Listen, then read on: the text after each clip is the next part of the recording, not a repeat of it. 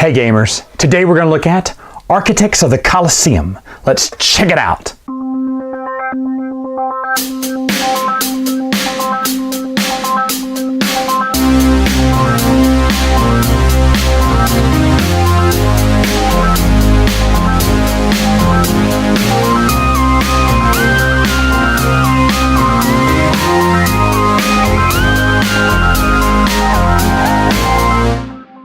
To set up for the game, what you're going to do is you're going to shuffle all these Colosseum pieces here and into the A's, B's, and C's, and then stack them up with A's on top, C's on the bottom. You're going to put 4 out on the board. You're going to take all of these tiles, these tent tiles, and put them in the middle. There's a little place where you can show you where it puts in. And then you'll take all the Roman numeral 1 tokens and randomly deal them out on the 4 edges where you see the marker here. You're also going to have your 4 resource cards here, and then the second wave of tiles and the third wave of tiles right there. You're also going to have your little player token that all players will be controlling. He'll start right here. In addition to that, each player is going to get one of these little player boards. The top 2 are the same. It's just the bottom 2 that are different. There are different resources, so they're never the same. So you would just pick one, place it in front of you, take this little marker, and put it right there on the top wheel there. Now, just to kind of go through what all these do here. What you're trying to do is it's kind of like a rondelle here. Every player gets to move him 1 for free. If they want to move him additional turns, they would have to use this top track on their wheels, and they could use him 1, 2. They could move him extra spaces by moving this marker down and moving him additional spaces. If they run out of room or they don't have any more wheels to utilize, what they can do is they can cash in a victory point, and they can also move him an additional space. Now, what these 2 spaces here on the board are for, if he lands here or here, and by the way, every time a player takes him, he has to move him at least 1 space. He can't just stay there and do the same action. But if he lands on either one of these spaces around the rondelle here, he will get this little token. It's a tent token. He'd attach it to his tent things, and this improves your card size, the card size in your hand. So, for instance, you have 4 cards here, but then plus 2. So this player can hold now 6 cards, 6 of these resource cards in his hand. If ever you have more resource cards in your hand than what you're allowed to do, you have to discard some. You can gather them, but then discard down to them at the end. Now, the other space I want to talk about is this space here. On this space here, you can activate any track on your board. So, for instance, to get that resource, you want to activate this track, you'll get 1 wheat.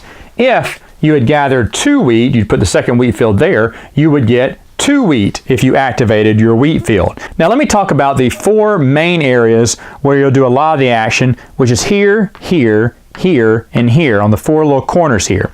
You have 2 options when you land on one of these. One would be to grab this tile, the tile that's nearest to the board there. You would grab it, you would add it to your own little player board. So in this instance, I don't have any water. If I did, I'd add it to the side, but since I don't, I'll just add it to the bottom, and I got an additional resource now.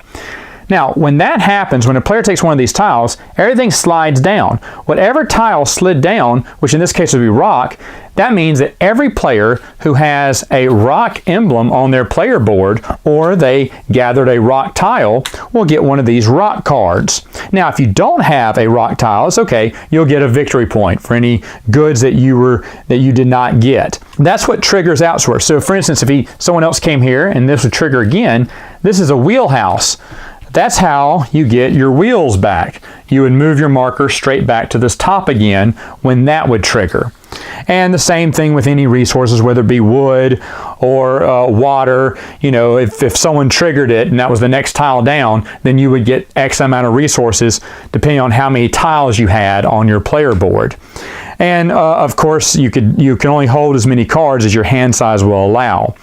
Now, if someone picked the last tile here, what would trigger? Well, you'd take the first tile out of this and you'd restock it with 4, and whatever the first one is, which would be forest in this one, that means that's the one that would activate, and everyone would get as many forest cards as they have tiles.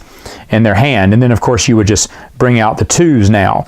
And after each one eliminates, you'd fill it with 2s. And then of course when the 2s are gone, you'd fill them with 3s. Now another option you can do, instead of taking one of these tiles, is you can do that, or you can build one of the Colosseums. And as you see here, it'll tell you what resources are needed. So for instance, this one needs a water, rock, and a forest.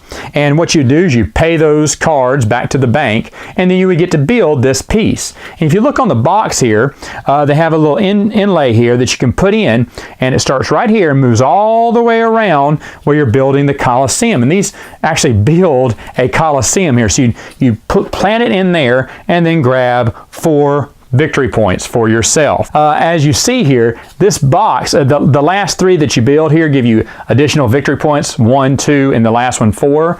But once you're finished with this, even though this is highly unnecessary, it basically builds a Colosseum, if you can see that. So the finished product is going to look kind of cool when it's done. Now, when someone buys one, then you'd replace it with the next one on top, flip it like that. Now again, remember, the next player has to move. You always have to move. And you're going to do additional moves through your wheelhouse, or like I said, through victory points. Now, the last space I want to talk about is this space here. What it says is when you land here, you may activate any of your rows that you want. So any resource that you want, you can activate it and get that many cards. Now the game does come with this little, I guess, mini expansion that changes up the game.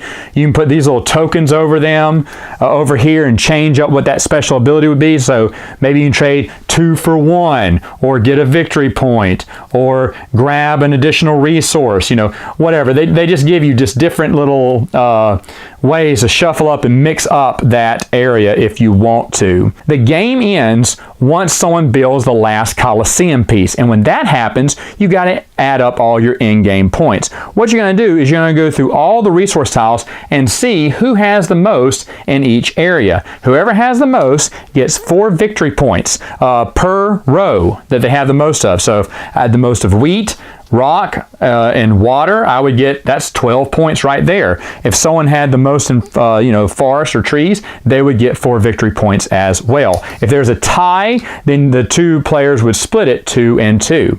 After that, whoever has the most points wins. Final thoughts. What do I think about the game? Well, that's it. Very simple. Uses kind of a rondel mechanism where you're moving around, gathering resources, paying for the Colosseum. It's basically cut and dry, that simple. Nothing too special. I'll admit, when you finish the Colosseum, it looks really cool. And the game is easy to teach and easy to follow. So for beginners, maybe teaching them how a rondel works, this is actually a pretty good game. Is it the best game in the world? No, it's not a very thinky game, but it's light, it's fun, we talked, we had fun, and we built a Colosseum.